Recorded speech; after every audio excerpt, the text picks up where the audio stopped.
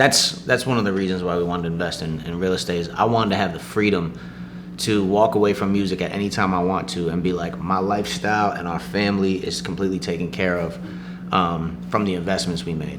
And real estate just seemed like such a good fit because our goals were to be able to make income passively, to give Andy more freedom to say no to things he didn't want to do, specifically shows.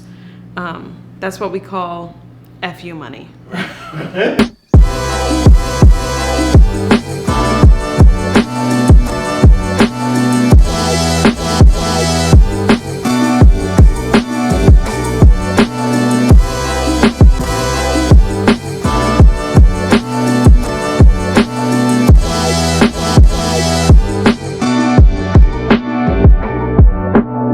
Ladies first. Cristina Mineo. And I'm Andy Mineo. And where y'all from? New York. So a few years ago, y'all moved from New York to Atlanta. Y'all could have done anything, it seems like. Why real estate, and why did y'all choose to go all in on that? There's a couple things to why we decided to move to Atlanta and invest in real estate over other things, because the reason why we stayed in New York for so long is that's where my whole family is. That's my whole life, and it was really hard for me emotionally to wrap my head around the idea that I would leave and go anywhere. When I finally came around, I was like, the only reason I'm leaving New York is to make money. If I'm gonna leave everybody and everything I know and love, I'm not playing games. So we spent a bunch of time, many months, doing research and reading books on real estate and financial health and wealth and all these things about how to steward what we had well. And real estate just seemed like such a good fit because our goals were to be able to make income passively, to give Andy more freedom to say no to things he didn't want to do, specifically shows. That's what we call FU money. That's right. Money that gives you the power to do whatever you want as opposed to feeling strapped because you don't have the cash. Yeah, you got to take a job or a thing you don't want to do because, you need the finances. So we just wanted to empower ourselves really to be able to have passive income and then build the lifestyle we want to live, I think, so people probably, when they see me, they see, oh, you're a rapper, you must have jewelry, big house, car, all that stuff, right? Or you must be a millionaire. The reality is, like, there's a tiny, 1% of people who get to make a living off of music.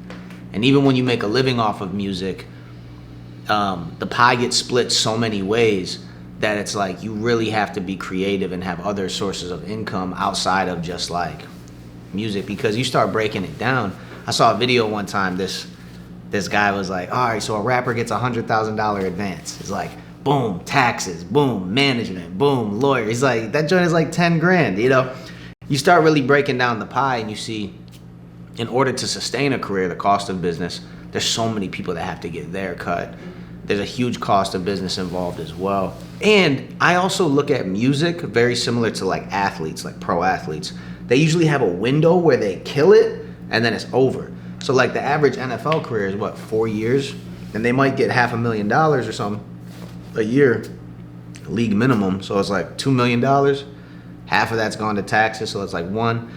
You can do a lot with $1 million, but you gotta be smart with it to figure out. So even though we've done well and made good money from music, the way that I think about things is I always want to plan for the worst. So like, all right, say tomorrow, nobody likes Andy Mineo music. Or COVID happens. You can't tour.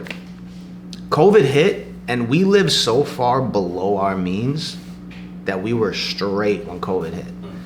And that's an intentional thing that we have about the way we live. Like, I don't drive rapper cars. You know what I'm saying? Like, I drive regular cars. And that's because we were like, I don't really care about appearances in cars that way. I've never been a big car fan, whatever. But we just made a decision early on to, instead of invest in just spend our money on like luxury cars. We were like, let's drive really regular cars and invest in property, because we started learning about assets and liabilities. And we realized cars are liabilities. They're always something you put money into and your money goes down. Where assets are, you put money into something and your money grows.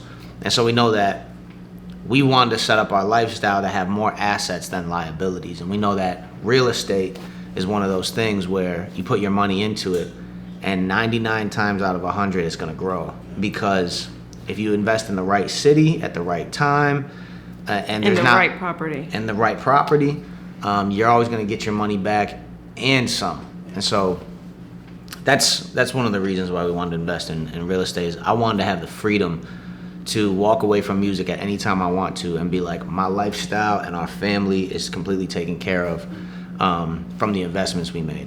We didn't grow up in families that knew how to manage money very well. That's right. So all of this had to be intentional and self-taught.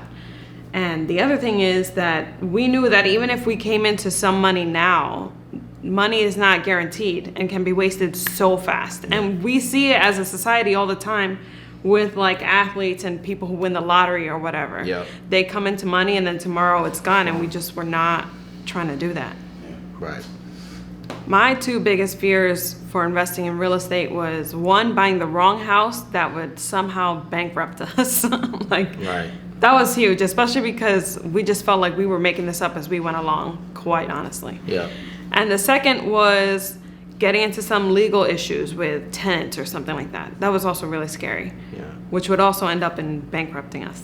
So I think one of the other big fears is when you start dealing with house numbers, those are numbers that if you're not used to talking about, they're like, oh, 500,000, 600,000, 200,000, whatever. That's a terrifying number to think like, I'm in debt $1 million, 500,000, like, that's like, that could sink me. I'll never recover. When you really start, my buddy Emmanuel Acho, who also is into property, was like, you got to think about it in the actual numbers of like month to month. Like, is that doable? And not break off the big $600,000. Like, it's $2,000 a month. Can you cover that? You know? And he's like, once you start doing some of that and thinking about what it actually is day to day, it takes some of the fear out of it. And you're like, oh, well, I pay $2,000 a month every month for rent. So I could definitely, and I've never missed, I could probably do that for a house as well, right? So some of the fear is those big numbers early on. What were some of the mistakes that y'all made early on? Not buying more property was the biggest mistake we made. That was it. Honestly, we haven't run into any big like, wow, we bought a terrible house. We literally are just like, I wish we would have bought more. I also think you can educate yourself out of mistakes. Even if something were to happen, there's ways you can sell it, you can refinance, whatever. You can partner with somebody. There's different ways to get out of it. So I think it's education not only just to get in, but even education to maneuver the mistakes. Yeah. So when we moved down to Atlanta, Erica saw like the small passion that we had and just poured gasoline on that fire. And she was giving us encouragement to keep going. At the end of the day, we moved to a new city that we had never lived in. We're messing with these huge numbers.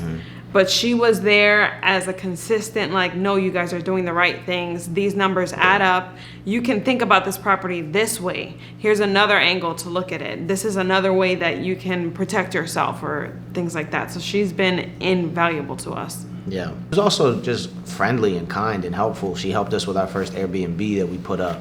The person who you are, like the work that you do on yourself to be kind, generous, helpful, those things typically come back around to you in business as well. You reap more reward from that than just being a nice person. It's like, it helps you financially too. Because people want to mess with you. People want to do deals with you. People want to invest or go half on something, or so it's always good to just have a good vibe about you, and Erica has that for sure.